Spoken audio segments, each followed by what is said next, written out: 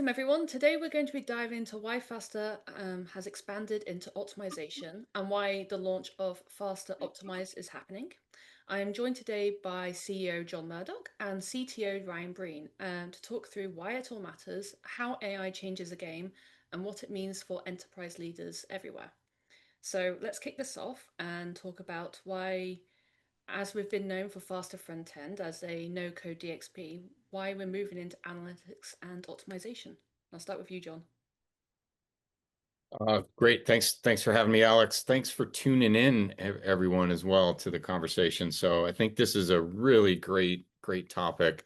As we work with our customers and with our enterprises, we're hearing from them that they want fewer tools, faster decisions, and really a direct line of sight to action that they can take on their revenue. So this is for us really an exciting time because we're really expanding the value that we bring to our customers, many of which are retailers and brands, and really bringing two worlds together, and two kind of categories of software. DXPs, digital experience platforms, have promised flexibility, and there's a whole nother set of analytics tools, and they've kind of promised insights. And neither of them have really kind of delivered on value, and so we're excited about this moment of kind of bringing together those worlds and helping our customers really get direct line of sight to actions they can take in their digital to drive revenue. So that's really about the value and really about this moment. It's very exciting. Yeah, and I'll just add, I mean, this is an exciting moment for us at Fastr. This is the first major standalone product we've rolled out since Fastr front end. So this is a standalone partner, full peer of Fastr front end. This is full site analytics, full site optimization. We just talk to so many of our customers and we see the same struggle, whether it's the fragmented ecosystem because they're doing the best of breed, so tons and tons of point solutions, and they don't really agree and they don't really line up. Or, some of our customers have bought into the larger, more monolithic stacks like an Optimizely or a VWO.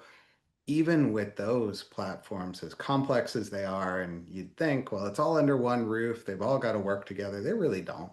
They're really complicated. They're not seamless. It doesn't feel like a segment in one part of the application is a segment in the other part of the application.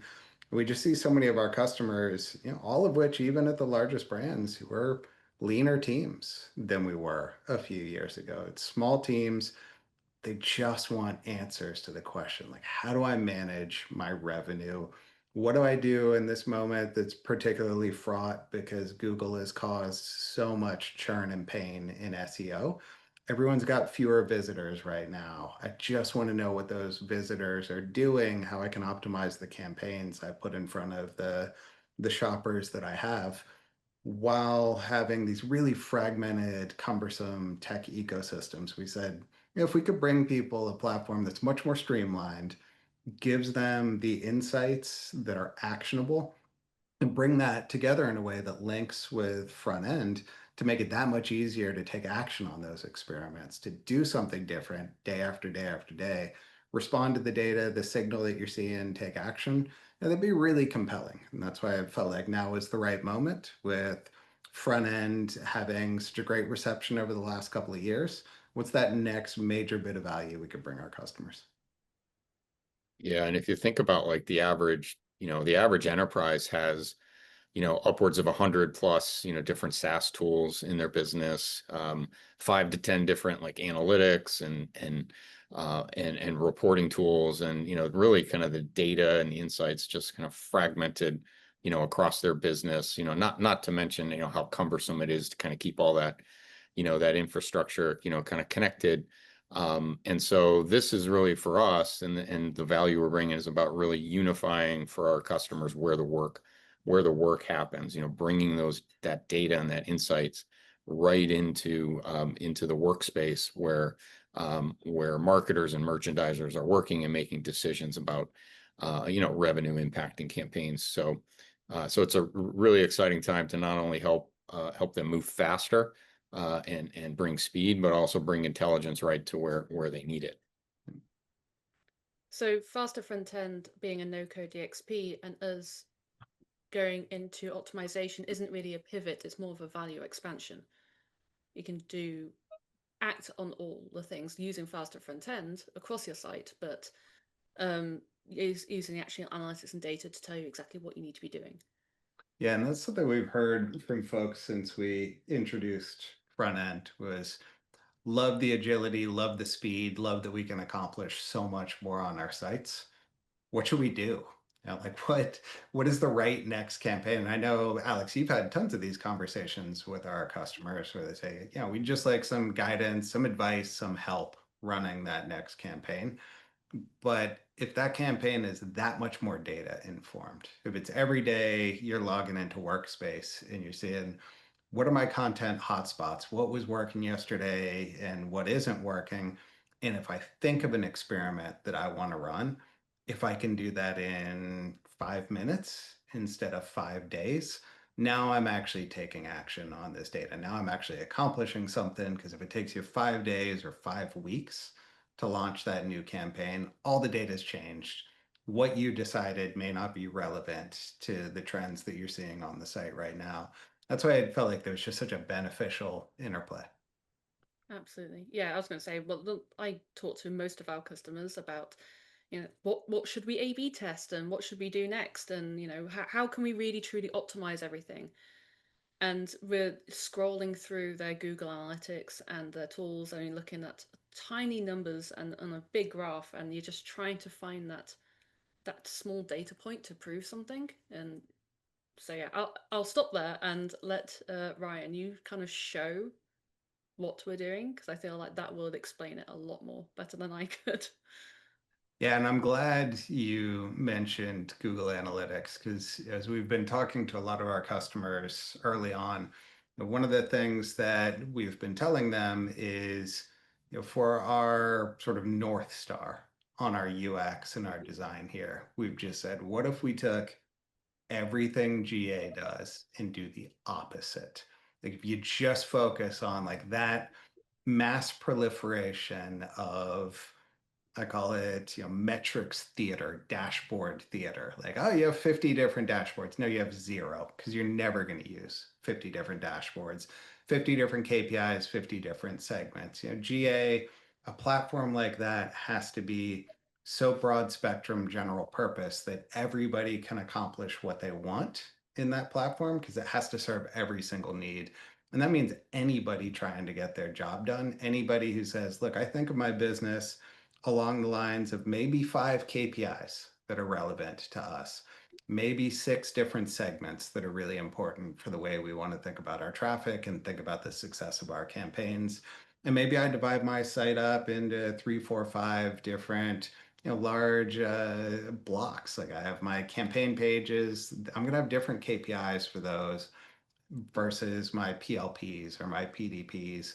But I want to just get really tight, crisp answers. And I want to have one metric that I can look at day after day, week over week, and just see, are we trending up or are we trending down? Are we making progress as a business in those metrics that are relevant to us? And if I want to then drill down into individual segments, I'm really down to micro targeting. This is actually our own application that we're looking at the success metrics for front end and workspace itself. So you could get down to the level of really micro targeting one unique user in Lexington, Massachusetts. That happens to be me on this build of the platform. You can go from that highest level visibility across an entire population of users on the metrics that you care about. And one thing we've really been emphasizing with all of our customers is that when we build up your KPIs, when we work with you to build up your segments, those are your KPIs and your segments. Your metrics that you care about are not going to be exactly identical to another customers of ours. And a lot of times that's because you're sitting on top of maybe 3, 4 different data sources of your own. We can bring those all in, thread those together with the full native analytics that we have in Optimize, and give you that KPI that maybe pulls together the purchase signal that Optimize sees on the front end with data that you see from your ERP or your customer data platform, and you want to bring those together into a metric or a segment that matches how you model your business. You being CEO, CFO, VP of e-commerce, down to the creative team, you all have those metrics that you run off of quarterly, that you run off of month to month and week to week. And we want to make it really natural for you to track those metrics time over time and say, is it red? Is it green? Are these the right metrics for us to care about? But then as we drill down into segments, how are we performing for folks on the Facebook embedded web browser? And how has that trended over time? Because that's been a big focus of our marketing campaigns. Are TikTok users purchasing? Are they signing up for a loyalty program, or are they creating a new subscription? For us, maybe one of those metrics and none of the other two are really what matter. As we are onboarding our customers to Optimize, it's that level of like, look, we're going to set you up for success from start so that this is the platform you use the next day, the next week, the next month, because you're going to look at it, you're going to get value out of it every day. It's not just going to be a bunch of noise that is there because we think that maybe you'll want 30 different KPIs at some point down the road. You don't. You want 5 pieces of data that you're going to drive your business off of, that you could trust, you could rely on, and you could target those directional trends.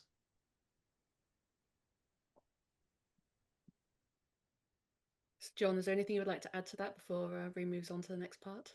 Yeah, I was going to say if you just zoom out and you think about optimization as a concept, right? There's a few important things I think that you and Ryan both kind of mentioned. One is to really optimize. It's really about prioritizing where to spend your time and what to focus on, right? So let's focus on the segments. Let's focus on the flows. Let's focus on the aspects of your digital and your e-commerce that can have the biggest impact to to any result kind of downstream. So that's one thing that we do is really help through configuring this around the metrics that matter and the segments that our customers have, helping your teams really kind of see that. So that's kind of one lens of optimization. I think the second lens of optimization is really kind of speeding up the time that it takes to get those insights into the hands of the people who can act on it. And so this is where we also help, is bringing those analytics and those insights directly into the marketers and the merchandisers' hands, and they're the ones that can take action on it. So I think kind of those two dimensions of optimization are really kind of some powerful value that we're bringing here. Yeah, and I think going from that high level, this is going to be your set of KPIs that your CFO and CEO are going to be aligned on every quarter, down to, well, this is what the e-commerce team is going to target, making incremental progress week to week, but then allowing you to drill in all the way from that to individual heat maps and session recordings, all of which speak that same language. One of the things we're really proud of and have been really focused on in this platform is making sure that if we're showing you a segment or KPIs that you care about, or the way you think about the cyclicality of your business, we're talking the same language in every part of our platform. If you're looking to segment your audience and look at specific screen recordings for a given device type coming in from Facebook browser, that's going to be a segment that you defined because that's how you want to target KPIs. If you're looking at heat maps using our browser extension, you're seeing them overlaid on the screen of your app, but you can segment them along those same parameters. I've established a segment that says, show me people who come in from TikTok and who purchased within the same session. How does a heat map for that cohort compare to a heat map for the audience that didn't purchase? Or how did that change week over week? Because we got a templated site and we know that these parts of the site are in the same position. So I want to see, did our A/B testing, did the strategies we put in place, did that move that heat map? And if I see that I have a bunch of frustrated sessions, if I wanted to drill down into a segment, one we've heard customers mention quite a bit, I want to drill into a segment that's going to show me my population of people who abandoned cart. and I want to drill into that for a specific audience cohort, it can be really useful to then be able to jump in and directly spot check a screen recording of exactly that user. Did they get frustrated? Was there something they were looking to find within that application that wasn't where they expected it to be? Do you see those rage wiggles of the pointer? Do you see people clicking where there's not an interactive element? Going from that absolute high level of what are the metrics down to we ran a test, down to, hey, this cohort didn't respond the way we thought they did. Let's look at 10 sample recordings of exactly what they did there. We think that gives us really unparalleled visibility without ever being overwhelming, because you're always asking a really specific question and then you're handing it off to the right team to take action on that. It's so powerful. As you know, I lead a design team, so the amount of times we ask customers when we're helping them with the design, what it is that they are looking to do, like how people are interacting with it, what data they're going to give us. A lot of the times, it's like the data's so overwhelming, we can't give it to you. But being able to see that and be able to advise them, either for them to do it themselves or for us to do it for them, is so powerful. So on a very selfish level, I'm really excited about this, so we can help more of our customers do more. But just having that power as a designer and as a marketer to know exactly how people are using your site. And it's those questions of like, when's a page too long? How many scenes in a carousel is too many? Are people looking, okay, people didn't click on the 17th item in this product carousel. Is there a reason for that? Or is it just they didn't get to that part because, they got bored? Or, it answers those questions for you to be able to see what it is that they're doing. It takes the guesswork out. And to have the visibility that lets you, in a really clear and I think tangible, visceral way, you want to know, did they scroll down the page? Like, do I need to tell my design team, yeah, you don't really need to bother about pixels 10,000 and lower, because in addition to heat maps, like, show me a scroll map, show me a gradient of how many people make it this far down the page. And our iPhone users, a different population there versus users on other devices. And the way that this also supports other products in our portfolio, so Fastr publications, digital publications, I want to know, is there a point to having page 300 to 350 in a catalog? What are people searching for within a catalog, and are they finding what they search for? There are a lot of really natural ways that we're able to make the entire platform more valuable by showing you those kind of insights. And you say like, all right, well, design team, let's focus our efforts here rather than there, because now we know how people are consuming that part of our digital portfolio. Yeah, that's right. And I think the other thing that this opens up now is to really leverage the power of AI. That if you think about the application of AI and what it's really, really good at, it's when you have a lot of unstructured data and you have a lot of a lot of data scattered across your enterprise. What this allows our customers to do as well is to kind of leverage the power of AI as an aid and a co-pilot along that journey. So not only do you have, people that are, combing through those insights, but you also have some AI that can help you kind of surface, additional insights to help your team really kind of combine the making smarter decisions, bringing insights into the decision loop, and then launching, new experiences and new campaigns to the world. It's really kind of having AI to help you kind of move faster. And I think that's one of our big advantages here with not only the front end platform, but also this extension into Optimize is the ability and how we've really kind of built from the ground up this platform to be built around AI. So super excited to kind of see that continue to play out. Yeah, that's a nice thing about it being a young, new platform that was built very intentionally with real consistency of where the data lives, how the different parts of our platform interact with each other. It's not, oh, we acquired this one business and this other business, and we kind of stuck them together, but their data doesn't really talk to each other. So we're going to say we have AI for you that's going to help interpret it. But we really don't. We've got a couple of different point solutions here. It's, hey, if I want to look at heat map data and have a recommendation from an expert system that's going to say, hey, your point cloud is showing that you've got some number of clicks that people are clicking somewhere where they seem to have expected a button. We're not just going to tell you that's something of note, but we can also recommend the next bit of content that's going to correct that for you.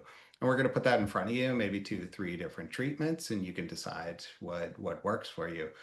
We're so AI native in the platform. This is a tiny little point explanation or point example. But when you're scheduling content to go live in our platform, you're never going to see one of those obnoxious calendar scheduling widgets that takes you 20 clicks to decide. It's, hey, I want this campaign to go live Monday at 7. Like, just from the ground up, let's rethink what it would mean to have a conversational interface where you're just talking about the campaigns that you want to run and you're talking about the strategies that you want to be informed by what you learned from that data yesterday. Yeah, it's driving just a completely new set of business processes and handoffs, right? And so it's really kind of redesigning. Think about it like a business process, right?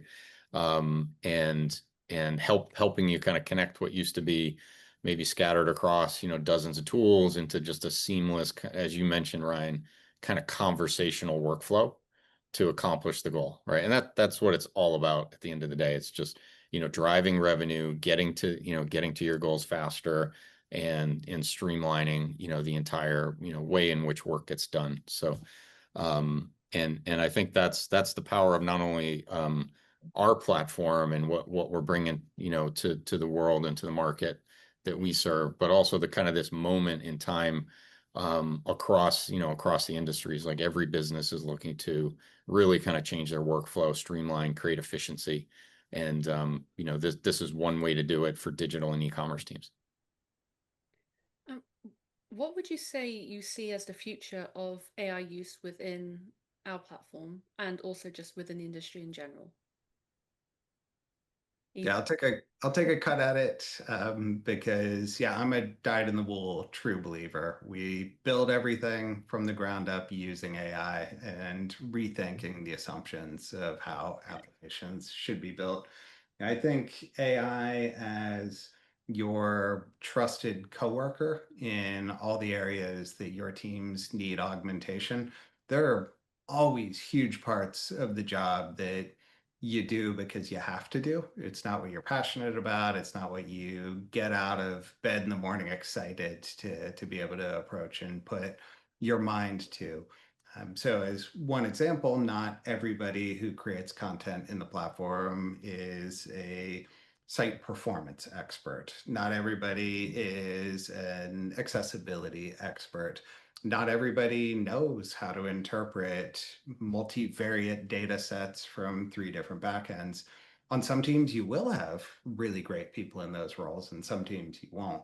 Having AIs, not just an all-encompassing AI, but to have AI personalities that can play the role of a trusted coworker who you are liberated by, you're empowered by, because you can say, hey, just go handle that part of it and give me some ideas. Like, you're my sounding board, I'm your sounding board.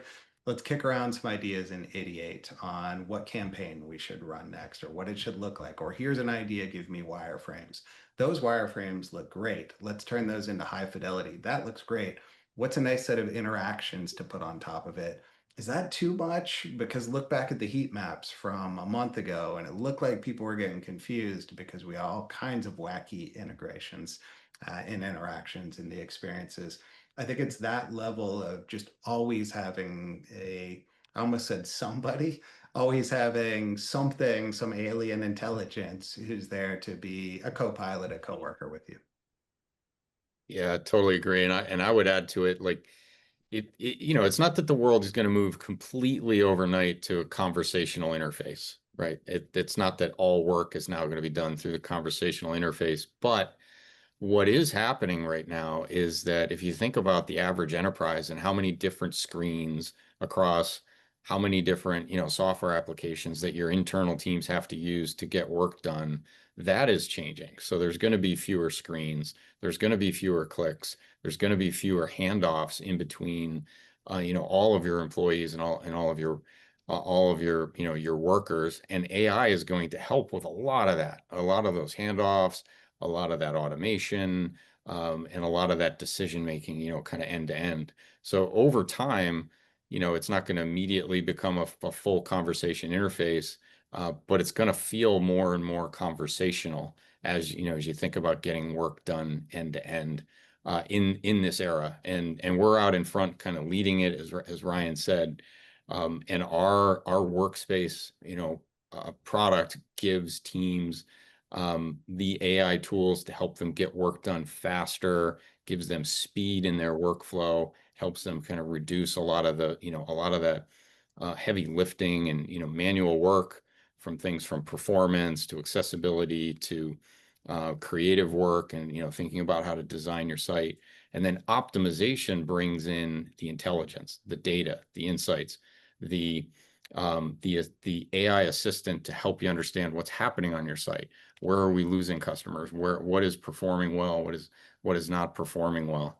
And all of that is going to be assisted with AI, and start to become more and more conversational for businesses. So this is a very kind of exciting era. It is still early, but there are real world applications, and we're one of them, that are out there helping customers really get real value and help them really streamline their business. And with the John, you talk to ecom leaders all the time, the CEOs, the VPs, and really high up, and they're not the in the weeds working on the content every day, which are normally the teams I work with. So, how do you see the shift of reporting to insight delivery? Will it enable the leaders as well as the people that are on the ground doing a lot of the work? And how do you see that shift helping businesses? Yeah, I think, listen, I mean, I think there's a lot shifting and changing in the world of commerce, and everyone's aware of, kind of those changes, right? Organic traffic patterns are changing, SEO is changing. There's the emergence now of AI search, and that's starting to, really be, something that, brands and retailers are trying to think about. And then traffic patterns on their site and behaviors on their site are all changing. So this is a time when there's a lot of things changing in the world of commerce and digital. And so, as we're out there, all of us talking to, our customers and potential customers, I think they're really trying to figure out strategies that help them drive revenue and do things differently than the way things have been done. And let's be honest, before this AI era, it was very kind of a static kind of playbook in terms of how e-commerce and digital was done. And now everything is kind of being shook up and changed. That creates opportunity for the retailers and brands who are out thinking ahead about how they can leverage AI, how they can do things differently, and lean into some of these trends. And I think that's where we're playing. We're kind of playing with those kind of those forward thinkers, those brands and retailers that are trying to do things differently, and trying to differentiate. But to answer your question, it really does all come down to driving more revenue. And so if you have, if you have a site where maybe there's declining traffic, that requires you to just really think about strategies that help you convert more of your traffic, to upsell more, to expand your cart. It also is leaning more brands towards thinking through, deeper personalization, deeper engagement with their customers and their buyers, especially over, maybe a multi-touch, buying cycle, or even an omni-channel, interaction where their customers are potentially researching across a variety of channels. So it's an exciting time, and I think the bold brands and retailers are really leaning in and trying new things, and it's working. There are real world examples of things that you can do to drive revenue and to try to lead your category at a moment like this. Yeah, well said. And just thinking about what you said about how everything is changing, think about in the past 5 years, we've gone through like COVID and AI really booming, and the change in social media trends and how everyone shops, and there's so much changing. The playbooks that were in effect 6 years ago and before that just do not work. So brands have to pivot to stay relevant, to keep up with the younger generations, coming into their own and starting to shop more and things. So it's like relevance and agility is key. And the only way you can do that is by optimizing your content and showing up for your customers as they want you to show up. Are there any final words from either of you before I was we? about to say, what final words could top that? Well, I would say as well that at the beginning of this year, when we were looking at what our customers wanted, Faster Optimize wasn't even a glint in your eye at that point. And this entire thing you've managed to pull, it's honestly, it's been like magic what you've managed to achieve, and it's already giving so much value to our customers already. So well done to you and your team for that. Yeah, it's a great team, AI powered team. And, we were looking at what our customers need and what the real pain point is, as John said, this moment where there is a lot of uncertainty, there's a lot of opportunity with AI coming in. And I think AI for the better, changing the conversations brands need to have with their shoppers. It's no more who can afford to throw a bunch of money at SEO gaming practices to try and get more hits from Google. It's, hey, what's going to be authentic? What's going to be a story that this shopper who lands from TikTok likes our brand and is interested in what we do. And if it takes a multi-channel, multi-week conversation with that shopper to get them to find the right product for them, awesome. As long as you have the visibility, as long as you have the data and you can take action on it, you can harness and capture that moment. And so as we were looking at the start of the year saying, what's the right next step for our customers? Even though we started the year not really knowing it was going to be that, once we realized that Optimize was going to be really impactful and powerful, it was easy to galvanize the entire team and say, yep, that's it. Let's go create that standalone product that can complement front end. Wonderful. John, is there anything else Yeah. you'd like to say? I would just add to that I think it also speaks to, the not only the brilliance of Ryan and his team and his ability and his team's ability to listen to customers and innovate quickly to meet the market. But because we're building on this AI first platform that was architected a couple of years ago around a modern architecture, we're able to just move faster than other legacy software companies that have a legacy code base and need to really think about how they kind of rewrite their platform. So it's an exciting moment. We're out in front. And I would just say, if you're this deep into listening to this, put us to the test.